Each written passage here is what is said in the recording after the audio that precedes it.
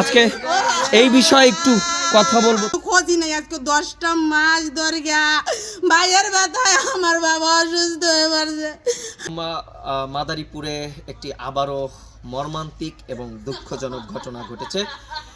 অবৈধ পথে ইতালি যাত্রা এবং 10 জন নিখোঁজ, 9 মাস যাবৎ কারোই নেই কোনো খোঁজ। দর্শক, এই মুহূর্তে রয়েছি মাদারীপুর সদর উপজেলার কেন্দুয়া ইউনিয়নের গাজীরচর এলাকার একজন সক্রিয় মানব পাচারকারী চক্রের অন্যতম সদস্য পেয়ারা বেগম। এই পেয়ারা বেগমের হাত ধরেই মূলত তারা এই অবৈধ পথে প্রথমে লিবিয়া, সেই লিবিয়াতে গিয়েই অবৈধ পথে ইতালিতে প্রবেশ করতে গিয়ে তারা কিন্তু আজকে 9 মাস যাবৎ নিখোঁজ। তাদের ধারণা কেউ বেঁচে নেই এদের মধ্যে কেউ।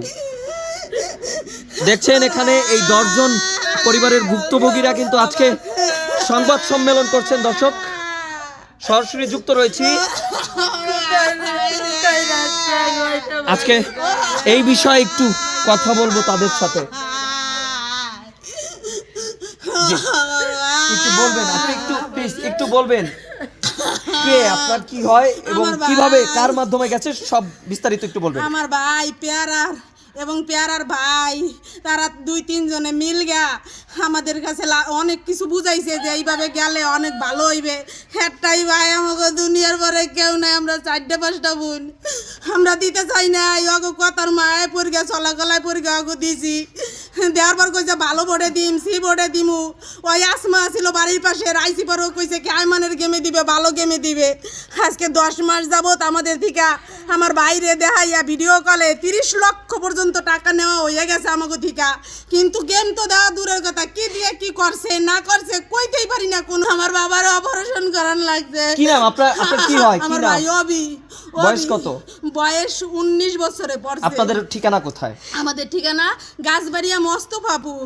জি, কি দাবি সরকারের কাছে আপনাদের? আমরা সরকারের কাছে দাবি, আমাদের ভাই ন্যায্য বিচার চাই, ন্যায্য বিচার আমরা চাই। আপনি একটু বলবেন আপনার কে নিখোঁজ? আপনার ছেলের কি নাম?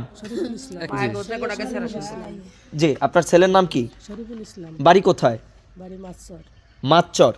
জি, কি ঘটনা হয়েছে একটু বলবেন, একটু জোরে বলবেন।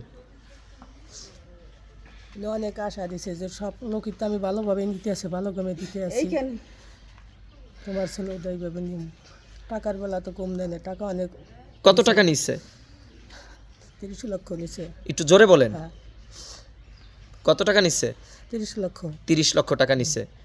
এখন কে কে এর সাথে জড়িত? আসমা আছে, পেয়ারি তার ছেলে। মেন কে? মেন হলো তার ভাই আলী আকবর।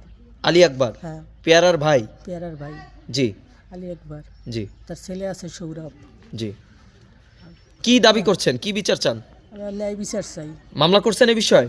মামলা দায়ের করি না, সব কিছু Ready? ঠিকঠাক। হ্যাঁ, 10-15 দিন পর গেম দেবে, আর কিছু বলতে পারে নাই।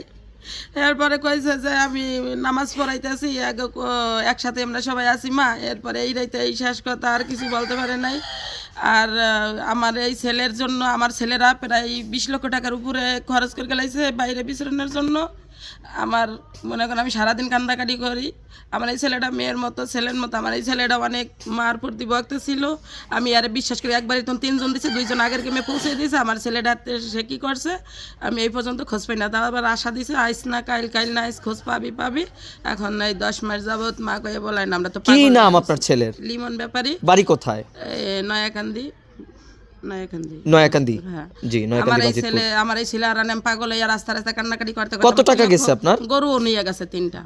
কত টাকা নিচ্ছে? টাকা দিয়েছি 22 লাখ। জি, কি বিচার দাবি করছেন? আমি আমার ছেলে চাই। ছেলে চান? জি। ও লোক প্যারা অনেক ছলনা দিয়ে মানে ওরে আমার কাছ থেকে নিচ্ছে। ওরে এই পিলে পার করবে, ও পিলে পার করবে, সুন্দরভাবে নিবে, এইভাবে সৌন্দর্য এইভাবে ও আমার কাছ থেকে নিচ্ছে। নেওয়ার পরে একবার লিবেবে ধরা খাওয়াইছে। ওই সময় আমার কাছ থেকে 12 লাখ টাকা নিচ্ছে। মোটমাট হলো আমার 30 লাখ টাকা মানে প্যারা আমার কাছ থেকে নিচ্ছে। আমার 45 লাখ টাকা নিচে আজ 9 মাসে 10 মাসে পড়ে গেছে। আমার ছেলের কোনো খোঁজ খবর পাই না।